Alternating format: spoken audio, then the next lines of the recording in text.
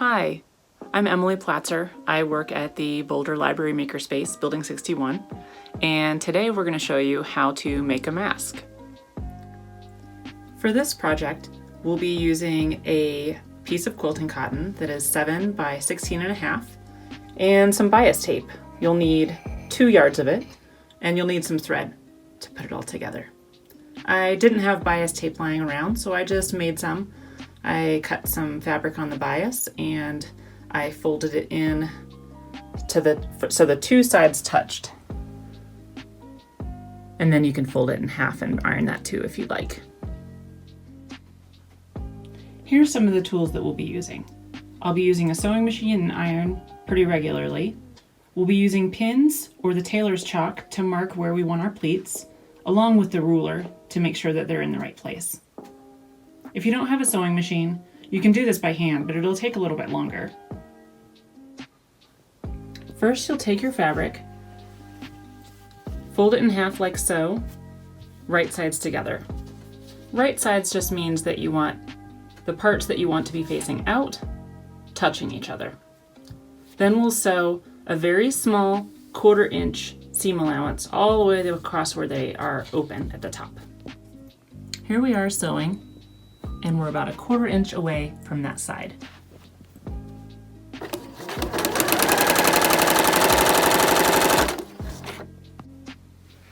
Now we have our seam right here. What I like to do when opening seams is lay it down flat, gently press it open, that seam kind of open from the other side, so that it's really open. Then you'll flip it and press it again. That way you're not losing any of the fabric in that seam.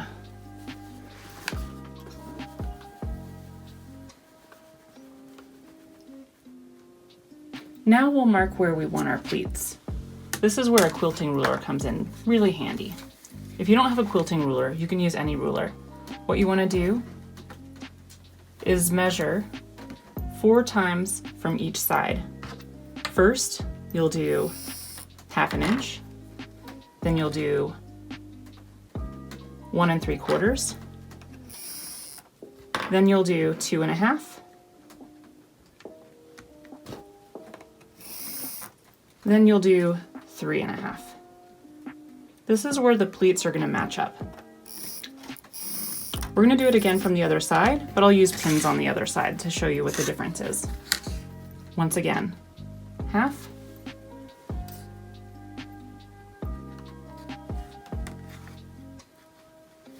I'll just do one side for here, and I'll do the other side in a second. 1 3/4, 2.5,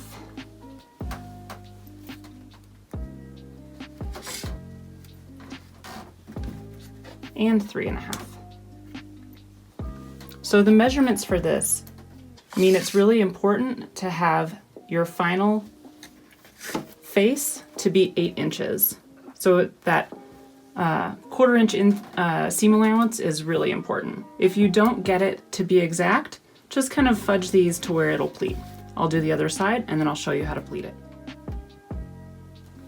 So you can see that both sides are pinned now, and both sides are marked for pleats. What we'll want to do, also as an aside, pins are nice because they grab both sides of the fabric, so it is a little bit easier. You're going to bring these together. You can use another pin to pin them and then remove the other 2. Then you'll bring these, and you'll pin the other side as well, these together, and then you'll pin that pleat. If you do the tailor's chalk, it's a little bit nicer to see, but you have to make sure and get both the under and the upper side of that fabric. So make your pleats. Okay. This is what it'll look like once you have everything pleated and pinned. You can iron it at this point, or you can do some stay stitching. It doesn't really matter. whatever makes you the most comfortable. I'm going to probably go ahead and stay stitch it from here. For the stay stitching, you can use a really long stitch length, but just don't go over your needles.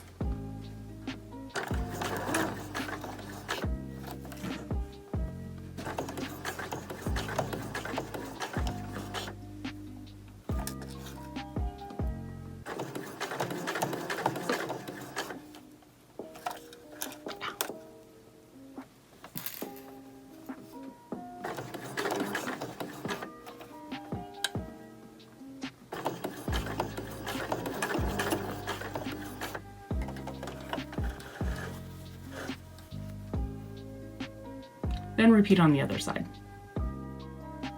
Here's the pleated mask with the pleats stay stitched. At this point, you'll add the straps to the sides.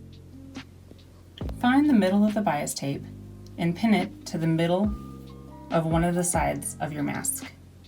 We'll start at one end of the bias tape and sew all the way down to the other end of the bias tape.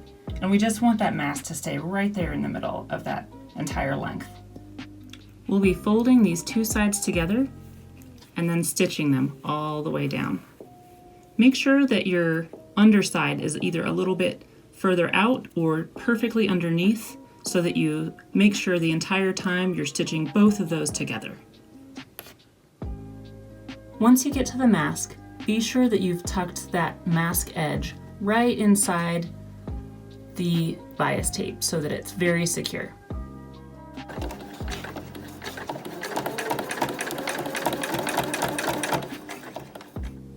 Finish sewing the entire length of the bias tape.